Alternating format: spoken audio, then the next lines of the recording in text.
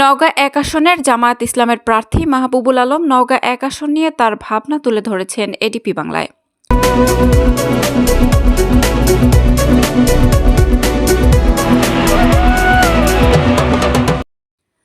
আসসালামু আলাইকুম।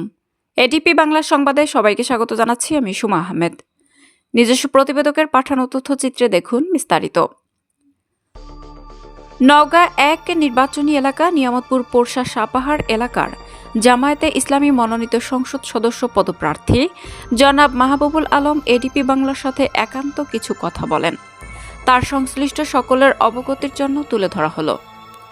অদ্য ৬ ফেব্রুয়ারি বেলা ৩টার কিছু আগে নিয়ামতপুর জামায়াতে ইসলামের আমির এ সাক্ষাৎকার অনুষ্ঠিত হয়।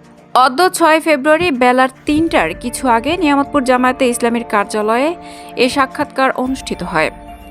এ সময় উপজেলা জামায়াতে ইসলামের আমির মাওলানা আফজাল হোসেন ও নওগাঁ জেলা জামায়াতে ইসলামের কর্মপরিষদ সদস্য মাওলানা নওশাদ আলী সহ জামায়াতের অন্যান্য নেতৃবৃন্দ এ সময় উপস্থিত ছিলেন।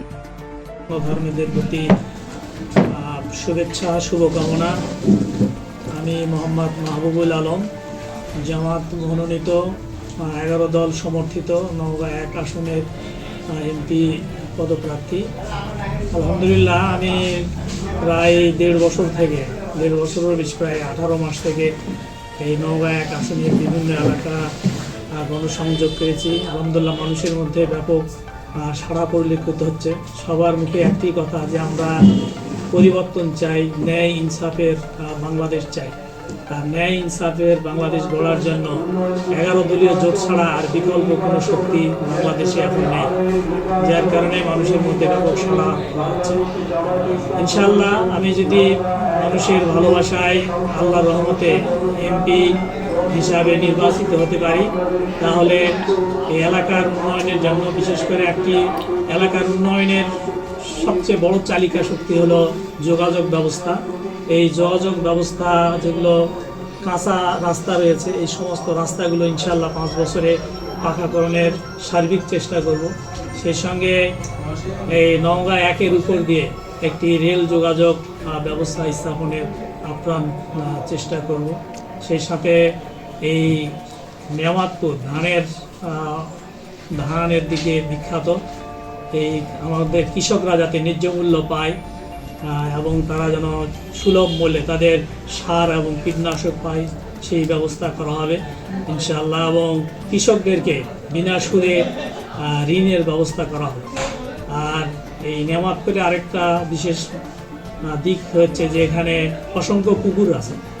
এই পুকুরগুলোতে যদি মাছ চাষ করা হয় উন্নতভাবে, তবে এগুলো যদি বিদেশে এবং ঢাকায় রপ্তানি করার সুযোগ থাকে, তাহলে এটি একটা অর্থনীতির চালিকা শক্তি হিসাবে কাজ করবে। এবং এটার জন্য ইনশাআল্লাহ আমার পরিকল্পনা রয়েছে যে নিয়ামতপুর উপজেলা সদরে একটি মাছের একটা মার্কেট স্থাপন করা। সেই সঙ্গে আমাদের তরুণদের তাদের কর্মসংস্থান সৃষ্টির জন্য 3 উপজেলায় 3টি ইয়ুথ হিউম্যান রিসোর্স সেন্টার করা হবে এবং এখান থেকে তারা দক্ষতা অর্জন করে দেশে এবং বিদেশে তারা অর্থ উপার্জন করার সুযোগ পাবে। এবং আমাদের মা ও শিশুদের জন্য নওগাঁ ১ আসনে একটা বিশেষায়িত হাসপাতাল স্থাপন করার সার্বিক পদক্ষেপ গ্রহণ করা হবে। এবং সাপাহার পোরশা আমের রাজধানী বলা হয়, এখানে কৃষকরা যাতে আমের ন্যায্য মূল্য পায়, যেন নওগাঁ ১ আসনে আমরা একটা ম্যাঙ্গো প্রসেসিং জোন স্থাপনের চেষ্টা করব।